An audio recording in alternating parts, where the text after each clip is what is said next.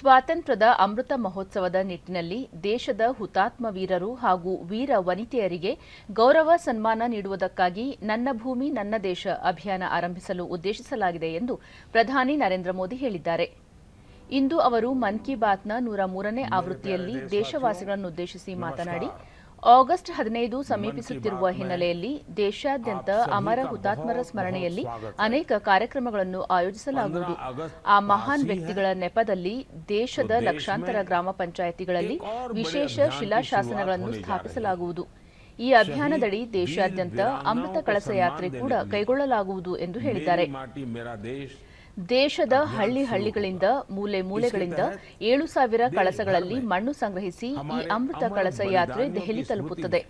ಈ ಯಾತ್ರೆಯಲ್ಲಿ ದೇಶದ ಬೇರೆ ಬೇರೆ ಭಾಗಗಳಿಂದ ಗಿಡಗಳನ್ನು ಸಹ ತರಲಾಗುವುದು. ಈ ಮಣ್ಣನ್ನು ಬಳಸಿ ಗಿಡಗಳನ್ನು ರಾಷ್ಟ್ರೀಯ ಯುದ್ಧ ಸ್ಮಾರಕದಲ್ಲಿ ನೆಟ್ಟು ಅಮೃತ ಉದ್ಯಾನವನ ನಿರ್ಮಿಸಲಾಗುವುದು. ಇದು ಏಕ ಭಾರತ ಶ್ರೇಷ್ಠ ಭಾರತದ ಭವ್ಯ ಪ್ರತೀಕವಾಗಲಿದೆ ಎಂದು ತಿಳಿಸಿದ್ದಾರೆ. देश के गांव-गांव से कोने-कोने से 7500 कलशों में मिट्टी लेकर ये अमृत कलश यात्रा देश की राजधानी दिल्ली पहुंचेगी।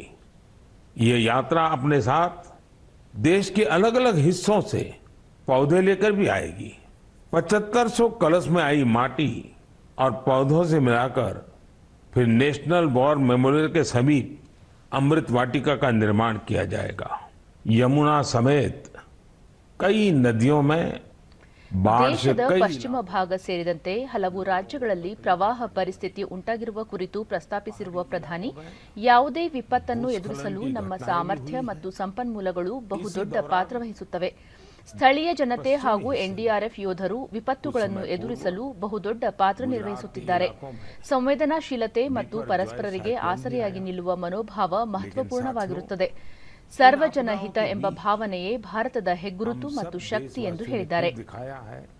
ಮಳೆಗಾಲದ ಹಿನ್ನೆಲೆಯಲ್ಲಿ ಕೈಗೊಂಡಿರುವ ವೃಕ್ಷಾರೋಹಣ ಮತ್ತು ಜಲ ಸಂರಕ್ಷಣೆಯ ಅಂಶವನ್ನು ಪ್ರಧಾನಿ ಅವರು ಪ್ರಸ್ತಾಪಿಸಿ, 60,000ಕ್ಕೂ ಅಧಿಕ ಅಮೃತ ಸರೋವರಗಳಿಂದಾಗಿ ದೇಶದ ಶೋಭೆ ಹೆಚ್ಚಿದೆ. ಇದೀಗ ಮತ್ತೆ 50,000ಕ್ಕೂ ಹೆಚ್ಚು ಅಮೃತ ಸರೋವರಗಳನ್ನು ನಿರ್ಮಿಸುವ ಕಾರ್ಯ ಪ್ರಗತಿಯಲ್ಲಿದೆ ಎಂದರು.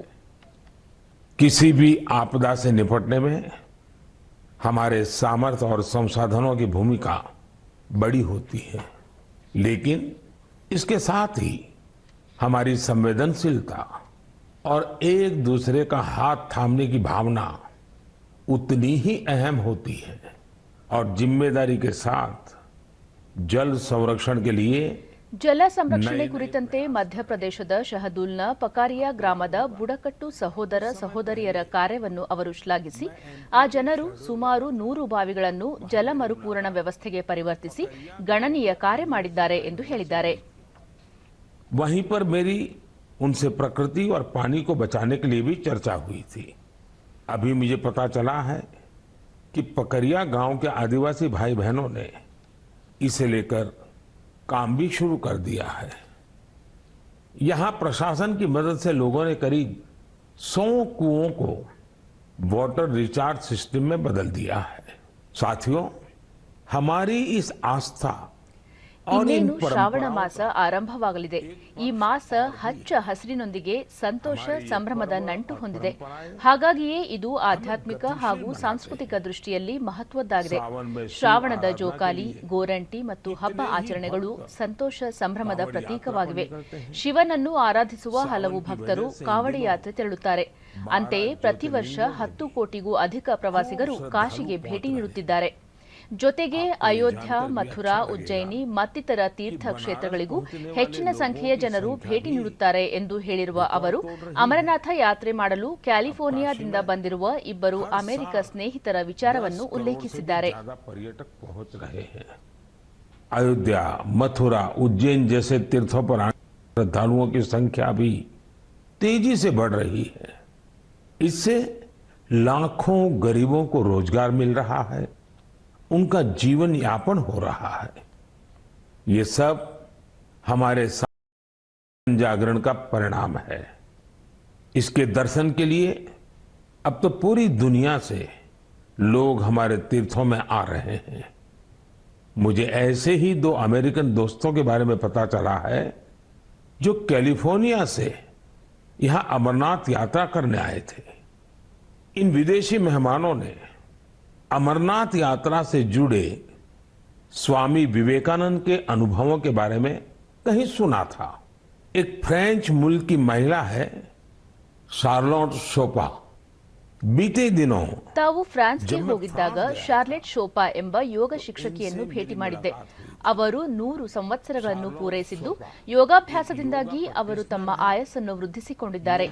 ಇದು ಭಾರತದ ಯೋಗ ವಿಜ್ಞಾನ ಮತ್ತು ಅದರ ಶಕ್ತಿಯ ಪ್ರತಿಬಿಂಬವಾಗಿದೆ ಎಂದು ಹೇಳಿದರು. वो सेंचुरी पार कर चुकी है। वो पिछले 40 साल से योग प्रैक्टिस कर रही हैं। वो अपने स्वास्थ्य और 100 साल की इस आयु का श्रेय योग को ही देती है। वो दुनिया में भारत के योग विज्ञान और इसकी ताकत का एक प्रमुख चेहरा बन गई है। यहाँ देश भर के 18 चित्रकार पुराणों पर आधारित ಪ್ರಧಾನಿ ಉಜ್ಜಯಿನಿಯಲ್ಲಿ ದೇಶದ 18 ಚಿತ್ರಕಲಾವಿದರು ಪುರಾಣಗಳನ್ನು ಆಧರಿಸಿ ಆಕರ್ಷಕ ಕಥಾಚಿತ್ರಗಳನ್ನು ಸಿದ್ಧಪಡಿಸಿರುವುದನ್ನು ಶ್ಲಾಘಿಸಿದ್ದಾರೆ. ರಾಜ್ಕೋಟ್ನ ಕಲಾವಿದ ಪ್ರಭಾತ್ ಸಿಂಗ್ ಮೋಡಾಬಾಯಿ ಬರ್ಹಾಟ್ ಅವರ ವರ್ಣಚಿತ್ರ, ತಮಿಳುನಾಡಿನ ಸುರೇಶ್ ರಾಘವನ್ ಅವರ ಪ್ರಾಣಿ ಪಕ್ಷಗಳ ಚಿತ್ರ ಬಿಡಿಸುವುದು ಸೇರಿದಂತೆ ಹಲವು ಕಲಾವಿದರ ಮತ್ತು ಕಲೆಗಳ ಅಂಶಗಳನ್ನು ಪ್ರಸ್ತಾಪಿಸಿರುವ ಪ್ರಧಾನಿ ನರೇಂದ್ರ ಮೋದಿ ಇಂತಹ ಸಾಂಪ್ರದಾಯಿಕ ಮತ್ತು ಪಾರಂಪರಿಕ ಕಲೆಗಳನ್ನು ಜೀವಂತವಾಗಿಟ್ಟು ಮುಂದಿನ ಪೀಳಿಗೆಗೆ ತಲುಪಿಸುವ ನಿಟ್ಟಿನಲ್ಲಿ ಹಲವು ಪ್ರಯತ್ನಗಳು ನಡೆಯುತ್ತಿರುವುದು ಸಂತಸದ ಸಂಗತಿ ಎಂದು ಹೇಳಿದ್ದಾರೆ.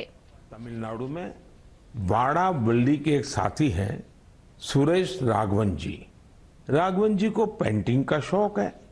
आप जानते हैं पेंटिंग कला और कैनवास से जुड़ा काम है, लेकिन राघवन जी ने तय किया कि वो अपनी पेंटिंग्स के जरिए पेड़ पौधों और जीव जंतुओं की जानकारी को साथियों तो मुझे ये पत्र लिखे हैं चमोली जिले की ನೀತಿ ಮಾಣಾ ಘಾಟಿ ಚಮೋಲಿ ಜಿಲ್ಲೆಯ ಮಹಿಳೆಯರು ತಮಗೆ ತಾಳೆಗರಿಯಲ್ಲಿ ಬರೆದ ವಿಶಿಷ್ಟ ಕಲಾಕೃತಿಯನ್ನು ಉಡುಗೊರೆಯಾಗಿ ನೀಡಿರುವುದನ್ನು ಸ್ಮರಿಸಿರುವ ಪ್ರಧಾನಿ, ನಮ್ಮ ಧರ್ಮ ಗ್ರಂಥಗಳು, ಪುರಾಣ ಕಥೆಗಳನ್ನು ತಾಳೆಗರಿಯ ಮೇಲೆ ಬರೆದು ಸಂರಕ್ಷಿಸಲಾಗಿದೆ. ಇಂತಹ ಕಾರ್ಯಗಳು ಇನ್ನೂ ಹೆಚ್ಚಿನ ಪ್ರಮಾಣದಲ್ಲಿ ನಡೆಯಬೇಕು. ತಾಳೆಗರಿಯ ಈ ಪ್ರಾಚೀನ ಪರಂಪರೆ ಉತ್ತರಾಖಂಡದ ಮಹಿಳೆಯರ ಜೀವನದಲ್ಲಿ ಹೊಸ ರಂಗು ತುಂಬಿದೆ. ಈ ಪರಂಪರೆ, ಸಂಸ್ಕೃತಿ, ಉಳಿವು, ಆರ್ಥಿಕ ಪ್ರಗತಿಗೆ ಸಾಧನವಾಗಲಿದೆ ಎಂದರು.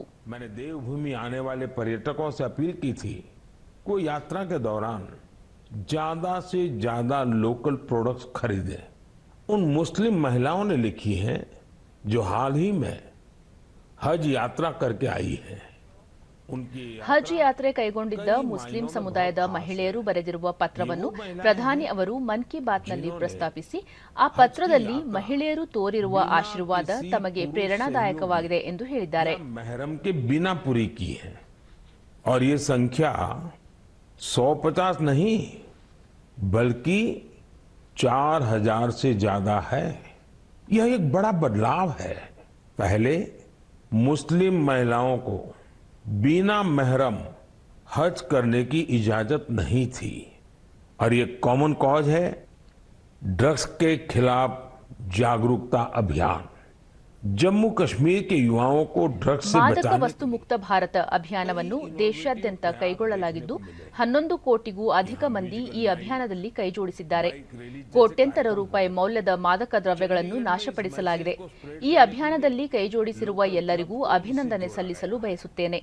ಮಾದಕ ವ್ಯಸನ ಕೇವಲ ಕುಟುಂಬವನ್ನು ಮಾತ್ರವಲ್ಲದೆ ಇಡೀ ಸಮಾಜಕ್ಕೆ ಆತಂಕದ ವಿಷಯವಾಗಿದೆ. ಇದನ್ನು ಶಾಶ್ವತವಾಗಿ ಕೊನೆಗೊಳಿಸಲು ನಾವೆಲ್ಲರೂ ಒಗ್ಗೂಡಿ ಕಾರ್ಯನಿರ್ವಹಿಸೋಣ ಎಂದು ಕರೆ ನೀಡಿರುವ ಪ್ರಧಾನಿ ಅವರು ಮಧ್ಯಪ್ರದೇಶದ ಶಹಡೋಲ್ನಲ್ಲಿರುವ ಬಿಚಾರ್ಪೋರ್ ಗ್ರಾಮವನ್ನು ಮಿನಿ ಬ್ರೆಜಿಲ್ ಎಂದು ಕರೆಯುತ್ತಿದ್ದಾರೆ. ಅಲ್ಲಿ ಫುಟ್ಬಾಲ್ ಕ್ರೀಡೆ ಜನಪ್ರಿಯವಾಗಿರುವ ಅಂಶವನ್ನು ಪ್ರಧಾನಿ ಅವರು ಪ್ರಸ್ತಾಪಿಸಿದ್ದಾರೆ. अभियान में युवाओं की बढ़ती भागीदारी बहुत उत्साह बढ़ाने वाली है। ये प्रयास भारत में नशे के खिलाफ अभियान को बहुत ताकत देते हैं। ये अमृत वाटिका एक भारत श्रेष्ठ भारत का भी बहुत ही भव्य प्रतीक बनेगी। मैंने पिछले साल लाल किले से अगले 25 वर्षों ಸ್ವಾತಂತ್ರ್ಯೋತ್ಸವ ಸಮೀಪಿಸುತ್ತಿರುವ ಹಿನ್ನೆಲೆಯಲ್ಲಿ ಅವರು ಕಳೆದ ವರ್ಷ ತಾವು ಕೆಂಪುಕೋಟೆಯಿಂದ ಮುಂದಿನ 25 ವರ್ಷಗಳ ಅಮೃತ ಕಾಲಕ್ಕಾಗಿ ನೀಡಿದ ಪಂಚಪ್ರಾಣದ ಕುರಿತು ಉಲ್ಲೇಖಿಸಿ, ನನ್ನ ಭೂಮಿ ನನ್ನ ದೇಶ ಅಭಿಯಾನದಲ್ಲಿ ಪಾಲ್ಗೊಳ್ಳುವ ಮೂಲಕ ನಾವು ಪಂಚಪ್ರಾಣ ಈಡೇರಿಸುವ ಪ್ರತಿಜ್ಞೆ ಮಾಡೋಣ ಎಂದು ಕರೆ ನೀಡಿದ್ದಾರೆ. ದೇಶದ ಪವಿತ್ರ ಮಣ್ಣನ್ನು ಕೈಯಲ್ಲಿ ಹಿಡಿದು ಪ್ರತಿಜ್ಞೆ ಮಾಡುತ್ತಾ ನಿಮ್ಮ ಸೆಲ್ಫಿಯನ್ನು yuva.gov.in ಅಪ್ಲೋಡ್ ಮಾಡಿ. ಕಳೆದ ವರ್ಷದಂತೆ ಈ ವರ್ಷವೂ ಮನೆ ಮನೆಯಲ್ಲೂ ತ್ರಿವರ್ಣ ಧ್ವಜ ಅಭಿಯಾನದಡಿ ರಾಷ್ಟ್ರಧ್ವಜವನ್ನು ಹಾರಿಸಿ ಪರಂಪರೆಯನ್ನು ಮುಂದುವರಿಸಿಕೊಂಡು ಹೋಗಬೇಕೆಂದು ಪ್ರಧಾನಿ ನರೇಂದ್ರ ಮೋದಿ ಮನವಿ ಮಾಡಿದ್ದಾರೆ. तिरंगा फहराना है और इस परंपरा को लगातार आगे बढ़ाना है.